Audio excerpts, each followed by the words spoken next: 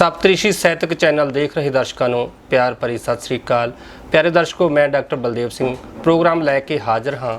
ਸਾਡੇ ਲੇਖ ਸਾਡਾ ਮਾਣ। ਅਸੀਂ ਅੱਜ ਦੇ ਪ੍ਰੋਗਰਾਮ ਵਿੱਚ ਬਹੁਤ ਹੀ ਮਹਾਨ ਸ਼ਖਸੀਅਤ ਸ਼ਰਨਜੀਤ ਕੌਰ ਸ਼ੈਰੀ ਨੂੰ ਮਿਲਾ ਰਹੇ ਹਾਂ, ਜਿਨ੍ਹਾਂ ਨੇ ਅਧਿਆਪਕ ਦੇ ਖੇਤਰ ਵਿੱਚ ਵੱਡਾ ਯੋਗਦਾਨ ਪਾਇਆ। ਨਵੀਆਂ ਖੋਜਾਂ, ਨਵੇਂ ਵਿਚਾਰ ਸੋਚਦੇ ਰਹਿੰਦੇ ਨੇ। ਇਹ ਵਿਦਿਆਰਥੀਆਂ ਰਾਹੀਂ ਉਹਨਾਂ ਨੂੰ ਟ੍ਰੇਨਿੰਗ ਵੀ ਦਿੰਦੇ ਨੇ, ਉਹਨਾਂ ਆਪਣੇ ਸੁਪਨੇ ਨੂੰ ਸਾਕਾਰ ਵੀ ਕਰਦੇ ਨੇ। ਇਹ ਹਮੇਸ਼ਾ ਸੋਚਦੇ ਰਹਿੰਦੇ ਨੇ ਕਿ ਮੈਂ ਜਿਹੜੀਆਂ ਬਹੁਤ ਸਾਰੀਆਂ ਸਮਾਜਿਕ ਬੁਰਾਈਆਂ ਨੇ ਉਹਨਾਂ ਨੂੰ ਆਪਣੇ ਵਿਦਿਆਰਥੀਆਂ ਰਾਹੀਂ, ਆਪਣੇ ਪਾਤਰਾਂ ਰਾਹੀਂ ਸਮਾਜ ਅੱਗੇ ਲੈ ਕੇ ਆਵਾਂ ਤਾਂ ਕਿ ਉਹਨਾਂ ਨੂੰ ਕਿਸੇ ਨਾ ਕਿਸੇ ਤਰੀਕੇ ਰੋਕਿਆ ਜਾਵੇ। ਇਹ ਲੇਖਕਾਂ ਨੇ, ਕਵਿਤਾ ਲਿਖਦੇ ਨੇ, ਕਹਾਣੀ ਲਿਖਦੇ ਨੇ, ਨਾਵਲ ਵੀ ਸ਼ੁਰੂ ਕੀਤਾ ਹੈ। ਇਸ ਤੋਂ ਇਲਾਵਾ ਹੋਰ ਵੀ ਬਹੁਤ ਕੁਝ ਨੇ। ਇਹ ਐਕਟਿੰਗ ਕਰਦੇ ਨੇ, ਇਹ ਡਾਇਰੈਕਟਰ ਨੇ, ਇਹ ਭਾਸ਼ਣਕਾਰ ਨੇ, ਲੇਖ ਮੁਕਾਬਲਿਆਂ 'ਚ ਹਿੱਸਾ ਲੈਂਦੇ ਨੇ। ਇਹਨਾਂ ਨਾਲ ਤੁਹਾਡੀ ਮੁਲਾਕਾਤ ਕਰਾਉਂਦੇ ਹਾਂ। ਇਹਨਾਂ ਦਾ ਮੈਮ ਤੁਹਾਡਾ ਬਹੁਤ ਸਵਾਗਤ ਹੈ ਜੀ। ਥੈਂਕ ਯੂ ਸਰ, ਤੁਹਾਡਾ ਬਹੁਤ ਧੰਨਵਾਦ ਸਪਤਰਿਸ਼ੀ ਪਬਲੀਕੇਸ਼ਨ ਜਿਨ੍ਹਾਂ ਨੇ ਕਿ ਮੈਨੂੰ ਇੰਨਾ ਮਾਣ ਸਤਿਕਾਰ ਬਖਸ਼ਿਆ। Thank you sir. ਮੈਡਮ ਦੀ ਹੁਣੇ ਇੱਕ ਨਵੀਂ ਕਿਤਾਬ ਆਈ ਹੈ, ਕਿਆ ਭਗਵਾਨ ਨੇ ਨਿਯਮ ਬਦਲ ਲਏ। ਇਸ ਕਿਤਾਬ ਦੇ ਬਾਰੇ ਇਹਨਾਂ ਨਾਲ ਆਪਾਂ ਵਿਸਥਾਰ ਸਹਿਤ ਗੱਲ ਕਰਾਂਗੇ। ਮੈਮ, ਇਹ ਕਿਤਾਬ ਜਿਹੜੀ ਤੁਸੀਂ ਨਵੇਂ ਨਾਂ ਦੀ ਆਈ ਹੈ, ਵੱਖਰੀ ਤਰ੍ਹਾਂ ਦਾ ਯੂਨੀਕ ਕਿਸਮ ਦਾ ਨਾਂ ਰੱਖਿਆ ਹੈ। ਇਸ ਕਿਤਾਬ ਰਾਹੀਂ, ਇਸ ਨਾਂ ਰਾਹੀਂ ਤੁਸੀਂ ਕੀ ਕਿਹਾ ਸਰ? ਜਿਹੜੀ ਮੇਰੀ ਕਿਤਾਬ ਕਿ ਤੁਹਾਡੇ ਪਬਲੀਕੇਸ਼ਨ ਦੇ ਹੇਠ ਛਪ ਰਹੀ ਹੈ ਜੀ, ਕਿਆ ਭਗਵਾਨ ਨੇ ਨਿਯਮ ਬਦਲ ਦਿਏ ਜੀ, ਜਿਹੜਾ ਇੱਕ ਕਨਸੈਪਟ ਹੈ ਜੀ, ਸਮਾਜ ਦੇ ਵਿੱਚੋਂ ਲਿਆ ਗਿਆ ਇੱਕ ਕਨਸੈਪਟ ਹੈ, ਜਿਹਦੇ ਵਿੱਚ ਕਿ ਅਗਰ ਔਰਤਾਂ ਹੀ ਪੜ੍ਹਨਗੀਆਂ ਤਾਂ ਉਹਨਾਂ ਨੂੰ ਲੱਗੇਗਾ ਕਿ ਸਾਡੀ ਹੱਡ ਬੀਤੀ ਹੈ। ਹਰ ਇੱਕ ਔਰਤ ਨੂੰ ਆਪਣੀ ਹੱਡ ਬੀਤੀ ਲੱਗੇਗੀ। ਹਰ ਇੱਕ ਸਮਾਜ ਦਾ ਮੈਂਬਰ ਜੋ ਵੀ ਇਸ ਨੂੰ ਪੜ੍ਹੇਗਾ ਉਹਨੂੰ ਲੱਗੇਗਾ ਕਿ ਕਿਤੇ ਨਾ ਕਿਤੇ ਅਸੀਂ ਇਸ ਕਨਸੈਪਟ ਦੇ ਨਾਲ ਜੁੜੇ ਹੋਏ ਹਾਂ। ਹਰ ਇੱਕ ਨੂੰ ਪੜ੍ਹਨ ਤੋਂ ਬਾਅਦ ਇਹ ਲੱਗੇਗਾ ਕਿ ਇਹ ਕਨਸੈਪਟ ਹੈ ਜੋ ਸਾਡੀ ਜ਼ਿੰਦਗੀ ਦਾ ਕਿਤੇ ਨਾ ਕਿਤੇ ਹਿੱਸਾ ਰਿਹਾ ਹੈ। ਥੋੜੀ ਜਿਹੀ ਗੰਢ ਕਨਸੈਪਟ ਦੀ, ਕੀ ਕਨਸੈਪਟ ਹੈ? ਭਾਵੇਂ ਤੁਹਾਨੂੰ ਕਿਤਾਬ ਪੜ੍ਹ ਕੇ ਪਤਾ ਚੱਲੇਗਾ। ਫਿਰ ਵੀ ਤੁਸੀਂ ਕਿਸ ਦਰਦ ਤੇ ਉਂਗਲ ਰੱਖੀ ਹੈ? ਔਰਤ ਦੇ ਕਿਸ ਦਰਦ, ਉਹਨੂੰ ਕਿਸ ਪ੍ਰੋਬਲਮ ਦੇ ਵਿੱਚ? ਹਾਂਜੀ ਸਰ, ਜਿਵੇਂ ਕਿ ਮੇਰੀ ਕਿਤਾਬ ਦਾ ਜਿਹੜਾ ਸਲੇਖ ਆ ਉਹ ਹੈ ਕਿਆ ਭਗਵਾਨ ਨੇ ਨਿਯਮ ਬਦਲ ਦਿਏ ਜੀ। ਤਾਂ ਨੈਚੁਰਲੀ ਕਿ ਅਸੀਂ ਇਸ ਦੇ ਵਿੱਚ ਕੁਝ ਨਿਯਮ ਚੇਂਜ ਕਰਨ ਦੀ ਗੱਲ ਕਰਦੀ ਹੈ। ਮਤਲਬ ਸਮਾਜ ਦੇ ਵਿੱਚ ਕੁਝ ਔਰਤ ਪ੍ਰਤੀ ਨਜ਼ਰੀਆ ਜਾਂ ਨਿਯਮਾਂ ਦੇ ਵਿੱਚ ਤਬਦੀਲੀ ਦੀ ਲੋੜ ਹੈ। ਬਿਲਕੁਲ ਕਹਿ ਲਓ ਉਹ ਇੱਕ ਕਾਲਪਨਿਕ ਹੈ, ਚਾਹੇ ਇੱਕ ਸੋਚ ਦੇ ਜ਼ਰੀਏ ਮੈਂ ਰੱਖੀ, ਚਾਹੇ ਆਪਣੇ ਪਾਤਰ ਦੇ ਜ਼ਰੀਏ ਮੈਂ ਇਸ ਕਿਤਾਬ ਦੇ ਵਿੱਚ ਆਪਣੀ ਸੋਚ ਰੱਖੀ। ਉਹਦੇ ਵਿੱਚ ਔਰਤ, ਸਮਾਜ ਦੇ ਵਿੱਚ ਔਰਤ ਦੀ ਸਮੱਸਿਆ ਹੈ, ਉਸ ਨੂੰ ਕਿਸੇ ਮਾਧਿਅਮ ਰਾਹੀਂ ਤੁਸੀਂ ਸਾਹਮਣੇ ਲੈ ਕੇ ਆਏ। ਬਿਲਕੁਲ, ਮਾਧਿਅਮ ਸੀ ਮੇਰਾ ਇਹ ਲਿਖਣਾ, ਕਿਉਂਕਿ ਕਲਮ ਜਿਹੜੀ ਆ ਸਮਾਜ ਦੇ ਵਿੱਚ ਬਹੁਤ ਵੱਡਾ ਕੰਮ ਕਰਦੀ ਹੈ ਤੇ ਕਲਮ ਦੇ ਰਾਹੀਂ ਆਪਾਂ ਬਹੁਤ ਕੁਝ ਕਹਿ ਸਕਦੇ ਜੀ। ਸੋ ਮੇਰੀ ਕਲਮ ਨੇ, ਜਿਹਨੂੰ ਮੈਂ ਅਸਲ ਵਿੱਚ ਇਸ ਇੱਕ ਕਰੈਕਟਰ, ਜਿਹੜਾ ਕਿ ਮੇਰੀ ਬੁੱਕ ਦਾ ਇੱਕ ਕਰੈਕਟਰ ਹੈ ਸ਼ਾਲੂ, ਉਹ ਐਜ਼ ਏ ਔਰਤ ਦਾ ਇੱਕ ਕਰੈਕਟਰ ਰੋਲ ਜਿਹੜਾ ਹੈ ਆਪਾਂ ਕਹਿ ਸਕਦੇ ਹਾਂ ਪਲੇ ਕਰ ਰਿਹਾ, ਤੇ ਉਹ ਆਪਣਾ ਦੁੱਖ ਦੱਸਦੀ ਹੈ ਕਿ ਅਗਰ ਔਰਤ ਜੀ ਸਦੀਆਂ ਤੋਂ, ਸਾਨੂੰ ਸਭ ਨੂੰ ਪਤਾ ਕਿ ਬੱਚੇ ਨੂੰ ਔਰਤ ਹੀ ਜਨਮ ਦਿੰਦੀ ਹੈ ਜੀ। ਬਿਲਕੁਲ। ਤੇ ਜਿਹੜੇ ਮੇਰੇ ਟਾਈਟਲ ਦੀ ਜਿਹੜਾ ਉਸ ਤੇ ਪਿਕਚਰ ਲੱਗੀ ਹੋਈ ਆ, ਉਹ ਵੀ ਕਨਸੈਪਟ ਕਲੀਅਰ ਕਰਦੀ ਹੈ ਕਿ ਜਿਹੜੀ ਔਰਤ ਹੈ ਹੁਣ ਡਿਮਾਂਡ ਕਰ ਰਹੀ ਆ, ਭਗਵਾਨ ਨੂੰ ਅਸੀਂ ਚੈਲੰਜ ਨਹੀਂ ਕਰ ਸਕਦੇ, ਅਸੀਂ ਪਰਮਾਤਮਾ ਦੇ ਨਿਯਮਾਂ ਨੂੰ ਚੈਲੰਜ ਨਹੀਂ ਕਰ ਸਕਦੇ, ਪਰ ਸਾਡਾ ਹੱਕ ਬਣਦਾ ਹੈ ਕਿ ਅਸੀਂ ਪਰਮਾਤਮਾ ਨੂੰ ਆਪਣੀ ਮੰਗ ਜਿਹੜੀ ਆ ਉਹਦੇ ਅੱਗੇ ਰੱਖੀਏ, ਪਰਮਾਤਮਾ ਦੇ ਅੱਗੇ। ਤਾਂ ਮੇਰਾ ਜਿਹੜਾ ਇਹ ਪਾਤਰ ਹੈ ਉਹ ਪਰਮਾਤਮਾ ਦੇ ਅੱਗੇ, ਜਾਂ ਕਹਿ ਲਓ ਭਗਵਾਨ ਦੇ ਅੱਗੇ, ਆਪਣੀ ਮੰਗ ਰੱਖਦਾ ਹੈ ਕਿ ਜੇ ਮੈਂ ਬੱਚੇ ਨੂੰ ਜਨਮ ਦੇ ਰਹੀ ਹਾਂ, ਯਾਨੀ ਕਿ ਔਰਤ ਸਦੀਆਂ ਤੋਂ, ਤੇ ਆਪਣੀ ਜਿਹੜੀ ਸਰੀਰ ਦੀ ਬਣਾਵਟ ਖੋ ਕੇ ਵੀ ਬੰਦੇ ਦੇ ਵੰਸ਼ ਨੂੰ ਅੱਗੇ ਔਰਤ ਲੈ ਕੇ ਆਉਂਦੀ ਹੈ, ਤਾਂ ਔਰ ਉਸ ਤੋਂ ਬਾਅਦ ਸਮਾਜ ਦੇ ਕੁਝ ਲੋਕ ਫਿਰ ਵੀ ਉਹਦੀ ਬਣਾਵਟ ਦੇ ਉੱਤੇ ਤਾਨੇ ਕੱਸਦੇ ਨੇ ਕਿ ਕਿਸ ਤਰ੍ਹਾਂ ਦੀ ਹੋ ਗਈ ਔਰਤ, ਬੱਚਾ ਜਨਮ ਤੋਂ ਬਾਅਦ ਮੋਟੀ ਹੋ ਗਈ ਆ, ਬੱਚੇ ਦੇ ਜਨਮ ਤੋਂ ਬਾਅਦ ਜਿਹੜੀ ਹੈ ਕਿਵੇਂ ਲੱਗਣ ਲੱਗ ਗਈ। ਤੁਸੀਂ ਮਤਲਬ ਕਹਿਣਾ ਇਹ ਚਾਹੁੰਦੇ ਹੋ ਵੀ ਸਮਾਜ ਹੈ ਜਿਹੜਾ, ਜਿਉਂ ਹੀ ਔਰਤ ਦੀ ਪ੍ਰੈਗਨੈਂਸੀ ਪਤਾ ਲੱਗਦੀ ਹੈ ਫਿਜ਼ੀਕਲ ਤੌਰ ਤੇ, ਸਮਾਜ ਉਹਨੂੰ ਉਸ ਤੋਂ ਜ਼ਿਆਦਾ ਸਤਿਕਾਰ ਦੀਆਂ ਨਜ਼ਰਾਂ ਨਾਲ ਦੇਖਣਾ ਸ਼ੁਰੂ ਕਰੇ। ਹਾਂ ਬਿਲਕੁਲ, ਔਰ ਮੈਂ ਇਹ ਨਹੀਂ ਕਹਿੰਦੀ ਕਿ ਨਹੀਂ ਦੇਖਦੇ ਵੀ ਆ ਔਰ ਨਹੀਂ ਵੀ। ਆਪਣੇ ਸਮਾਜ ਦੇ ਵਿੱਚ ਦੋ ਤਰ੍ਹਾਂ ਦੇ ਲੋਕ ਨੇ ਜੀ, ਕਿਉਂਕਿ ਕੁਝ ਇਸ ਤਰ੍ਹਾਂ ਦੇ ਨੇ ਕਿ ਬਹੁਤ ਸਤਿਕਾਰ ਕੀਤਾ ਤਾਂ ਜਾਂਦਾਗਾ, ਗੋਦ ਭਰਾਈ ਦੀ ਰਸਮ ਸਤਿਕਾਰ ਹੀ ਹੈ ਜੀ, ਪਰ ਨਾਲ ਹੀ ਨਾਲ after pregnancy, after delivery, naturally ਹੈ ਕਿ ਬਣਾਵਟ ਤਾਂ ਖਤਮ ਹੋਏਗੀ, ਤਾਂ ਉਸ ਨੂੰ ਜਿਹੜਾ ਸਤਿਕਾਰ ਦੇ ਨਜ਼ਰ ਨਾਲ ਦੇਖਿਆ ਜਾਵੇ। ਜੀ, ਕਿਉਂਕਿ ਉਸਨੇ ਇਸ ਚੀਜ਼ ਨੂੰ ਦਰਦ ਨੂੰ ਸਿਆ ਹੈ ਤੇ ਇਹਦੇ ਵਿੱਚ ਕਰੈਕਟਰ ਜਿਹੜਾ ਇਹੀ ਮੰਗ ਕਰਦਾ ਭਗਵਾਨ ਤੋਂ ਕਿ ਕਿਉਂ ਨਾ ਇਹ ਹੁਣ ਜਿਹੜਾ ਦਰਦ ਆ ਉਹ ਬੰਦਾ ਸਵੇ। ਮਤਲਬ ਟ੍ਰੇਲਰ ਮਰਦ ਨੂੰ ਇੱਕ ਵਾਰੀ ਦਿਖਾਇਆ ਜਾਏ। ਬਿਲਕੁਲ ਜੀ, ਕਿਸੇ ਵੀ ਟ੍ਰੇਲਰ ਦਿਖਾਉਣ ਦੇ ਲਈ ਹੈ ਔਰ ਇਸੇ ਟ੍ਰੇਲਰ ਦੇ ਕਰਕੇ ਹੀ ਮੇਰੀ ਬੁੱਕ ਦੇ ਵਿੱਚ ਇੱਕ ਬਾਰਕੋਡ ਵੀ ਲਗਾਇਆ ਗਿਆ ਹੈ ਜੀ, ਜਿਹਦੇ ਵਿੱਚ 4 ਮਿੰਟ ਦਾ ਸਰ ਸੀਨ ਹੈ। ਉਹ ਮੂਵੀਜ਼ ਦੀ ਤਰ੍ਹਾਂ, ਜਿਵੇਂ ਮੂਵੀਜ਼ ਦੇ ਵਿੱਚ ਆਪਾਂ ਦੇਖਦੇ ਹਾਂ ਕਿ ਮੂਵੀ ਤੋਂ ਪਹਿਲਾਂ ਇੱਕ ਟ੍ਰੇਲਰ ਆਉਂਦਾ, ਤਾਂ ਸਮਥਿੰਗ ਲਾਈਕ ਦੈਟ ਕਿ ਉਸ ਮੂਵੀ ਨੂੰ ਦਿਖਾਉਣ ਲਈ, ਯਾਨੀ ਕਿ ਬੁੱਕ ਨੂੰ ਰਿਪਰੈਜ਼ੈਂਟ ਕਰਨ ਦੇ ਲਈ ਉਹਦੇ ਵਿੱਚ ਇੱਕ 4 ਮਿੰਟ ਦਾ ਸੀਨ ਪਿਕਚਰਾਈਜੇਸ਼ਨ ਕੀਤਾ ਬੁੱਕ ਦੇ ਥਰੂ। ਜੀ, ਬੁੱਕ ਦਾ ਇਹਦਾ ਮਤਲਬ ਆ ਡਬਲ ਕੰਮ ਕੀਤਾ ਵੀ ਨਾਲੇ ਜਿਹੜਾ ਕਿਤਾਬ ਪੜ੍ਹੇਗਾ ਉਹ ਸੀਨ ਦੇਖ ਵੀ ਸਕਦਾ ਹੈ। ਇਹ ਨਵੀਂ ਤੇ ਨਵੇਕਲੀ ਕਿਸਮ ਹੈ ਤੇ ਨਵੇਕਲਾ ਯਤਨ ਵੀ ਹੈਗਾ। ਆਸ ਹੈ ਵੀ ਪਾਠਕਾਂ ਨੂੰ ਇਹਦਾ ਭਰਪੂਰ ਫਾਇਦਾ ਮਿਲੇਗਾ। ਹਾਂਜੀ, ਜ਼ਰੂਰ, ਕਿਉਂਕਿ ਜਿਹੜਾ ਵੀ ਬੁੱਕ ਦੇਖੇਗਾ ਪੜ੍ਹੇਗਾ, ਸੋ ਪੜ੍ਹਨ ਦੇ ਨਾਲ ਨਾਲ ਉਹ ਇਸ ਬੁੱਕ ਨੂੰ ਦੇਖ ਵੀ ਸਕਦਾ, ਉਸ ਦਾ ਕੁਝ ਅੰਸ਼। ਔਰ ਉਹ ਅੰਸ਼ ਇਸ ਤਰ੍ਹਾਂ ਦਾ ਚੂਜ਼ ਕੀਤਾ ਗਿਆ ਕਿ ਮੇਰੇ ਖਿਆਲ ਦੇ ਵਿੱਚ ਪਾਠਕਾਂ ਨੂੰ ਉਹਦੇ ਨਾਲ ਕਿਉਰਿਓਸਿਟੀ ਹੋਏਗੀ, ਇੱਕ ਜਾਣਨ ਦੀ ਇੱਛਾ ਹੋਏਗੀ ਕਿ ਉਸ ਸੀਨ ਦੇ ਐਂਡਿੰਗ ਤੇ ਜੋ ਚੀਜ਼ ਹੈ ਜੀ, ਉਸ ਤੋਂ ਬਾਅਦ ਉਸ ਬੁੱਕ ਦੇ ਵਿੱਚ ਕੀ ਹੁੰਦਾ। ਜੀ, ਇੱਕ ਮੈਮ ਤੁਸੀਂ ਇਹ ਪ੍ਰੋਬਲਮ ਤੇ ਉਂਗਲ ਰੱਖੀ ਹੈ ਤੇ ਦੂਸਰੀ ਪ੍ਰੋਬਲਮ ਹੋ ਰਿਹਾ, ਜਿਵੇਂ ਨੌਕਰੀ ਪੇਸ਼ਾ ਔਰਤਾਂ ਨੇ, ਮੈਂ ਤੁਹਾਡੀ ਕਿਤਾਬ ਪੜ੍ਹਦਿਆਂ ਦੇਖਿਆ ਕਿ ਦੂਸਰੀ ਉਹਨਾਂ ਦੇ ਕੁਝ ਘਰ ਦੇ ਕੰਮ ਧੰਦੇ ਜਾਂ ਔਰਤ ਦੇ ਵਰਕਿੰਗ ਆਵਰਸ ਵੀ ਉਨੀ ਹੈ, ਮਰਦ ਦੇ ਵੀ ਉਨੀ ਨੇ। ਪਰ ਸਾਡੇ ਸਮਾਜ ਦੇ ਵਿੱਚ ਇਹ ਚੱਲਦਾ ਵੀ ਜੇ ਦੋਏ ਮੀਆਂ ਬੀਬੀ ਜੌਬ ਕਰਦੇ ਆ ਤਾਂ ਔਰਤ ਨੇ ਭਾਂਡੇ ਵੀ ਸਾਹਮਣੇ ਹੈ, ਤੇ ਇਸ ਨੂੰ ਵੀ ਤੁਸੀਂ ਕੋਈ ਡਿਸਕਸ ਕੀਤਾ ਹੈ, ਉਹਦੇ ਬਾਰੇ ਤੁਸੀਂ ਕੀ ਕਿਹਾ? ਹਾਂਜੀ, ਜਿਵੇਂ ਕਿ ਸਰ ਆਪਾਂ ਦੇਖਦੇ ਆ ਰਹੇ ਹਾਂ ਕਿ ਸਦੀਆਂ ਤੋਂ ਮੈਂ ਸੋਸ਼ਲ ਸਟੱਡੀ ਪੜ੍ਹਾ ਰਹੀ ਹਾਂ ਐਜ਼ ਅ ਟੀਚਰ, ਤੇ ਇੱਕ ਹਿਸਟਰੀ ਦੀ ਸਟੂਡੈਂਟ ਔਰ ਇੱਕ ਟੀਚਰ ਹੋਣ ਦੇ ਨਾਤੇ ਸਦੀਆਂ ਦਾ ਸਮਾਜ ਜਿਹੜਾ ਉਹ ਮੈਂ ਪੜ੍ਹ ਚੁੱਕੀ ਹਾਂ ਜੀ, ਕਿ ਪੁਰਾਣੇ ਸਮੇਂ ਦੇ ਵਿੱਚ ਔਰਤਾਂ ਨਾਲ ਕਿਵੇਂ ਹੁੰਦਾ ਸੀ, ਮੱਧਕਾਲੀਨ ਦੇ ਵਿੱਚ ਕਿਵੇਂ ਹੋਇਆ, ਆਧੁਨਿਕ ਦੇ ਵਿੱਚ ਕਿਵੇਂ ਹੋਇਆ।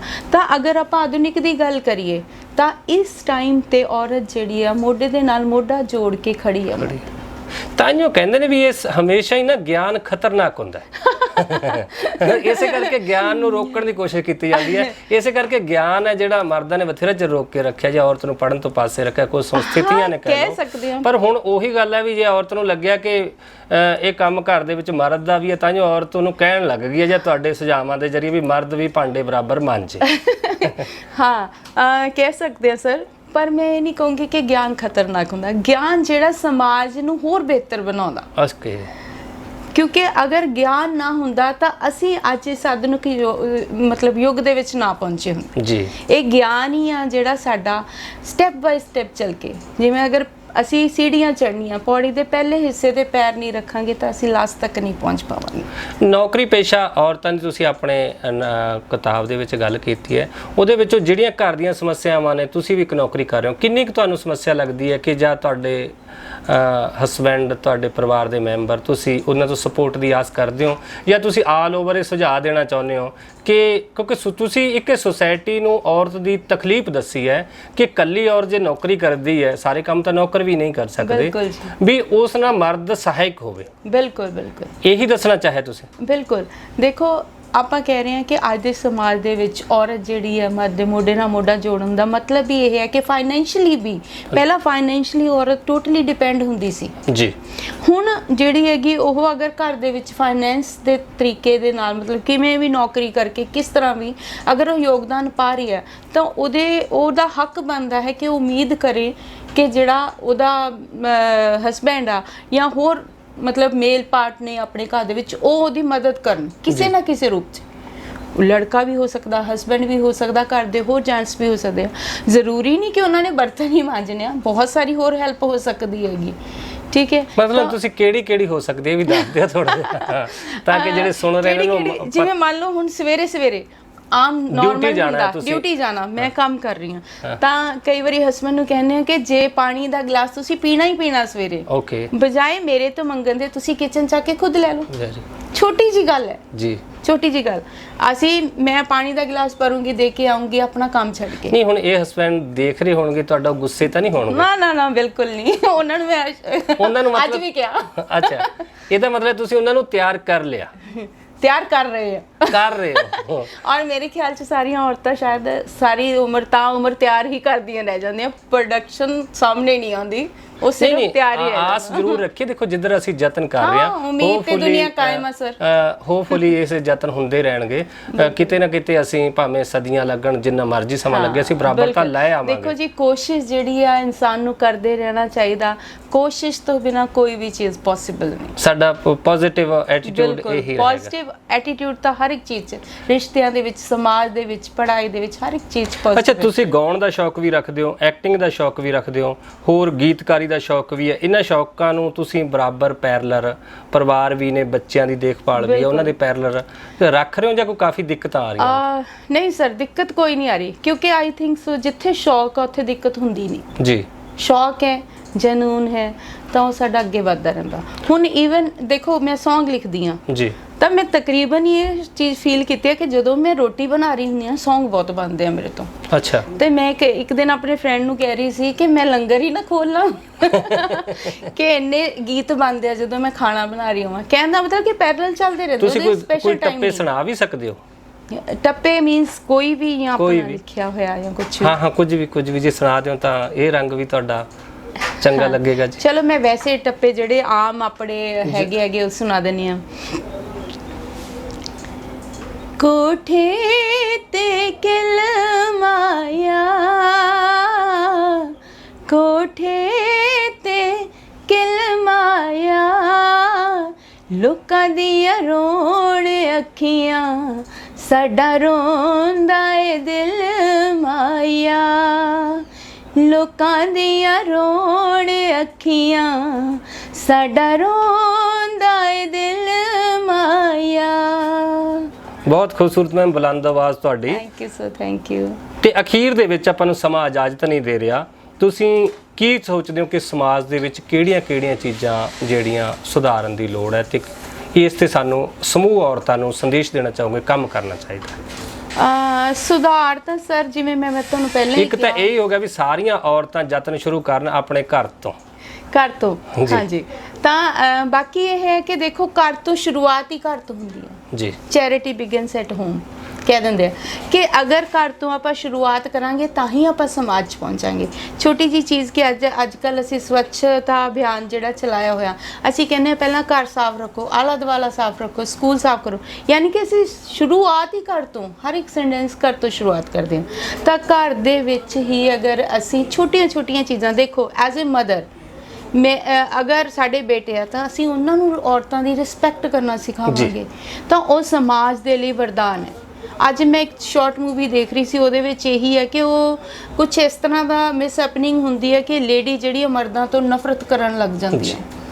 ਐਂਡ ਤੇ ਆ ਕੇ ਇੱਕ ਲੜਕਾ ਹੀ ਛੋਟੀ ਜਿਹੀ ਉਮਰ ਦਾ ਉਹਨੂੰ ਇਹ ਕਨਸੈਪਟ ਸਮਝਾ ਜਾਂਦਾ ਕਿ ਬਜਾਏ ਕਿ ਨਫ਼ਰਤ ਕਰਨ ਦੇ, ਕਿਉਂ ਨਾ ਅਸੀਂ ਜਿਹੜੀਆਂ ਔਰਤਾਂ ਹੈਗੀਆਂ ਉਹ ਆਪਣੇ ਲੜਕਿਆਂ ਨੂੰ, ਆਪਣੇ ਬੇਟਿਆਂ ਨੂੰ ਅਸੀਂ ਸਮਾਜ ਦੇ ਅੱਛੇ ਲਈ ਤਿਆਰ ਕਰੀਏ ਜੀ। ਯਾਨੀ ਕਿ ਅਗਰ ਅਸੀਂ ਉਹਨਾਂ ਨੂੰ ਸਿੱਖਿਆ ਅੱਛੀ ਦੇਵਾਂਗੇ, ਰਿਸਪੈਕਟ ਕਰਨੀ ਸਿਖਾਵਾਂਗੇ, ਤਾਂ ਨੈਚੁਰਲੀ ਹੈ ਕਿ ਸਮਾਜ ਦੇ ਵਿੱਚ ਚੇਂਜਸ ਆਪਣੇ ਆਪ ਹੋਣਗੀਆਂ।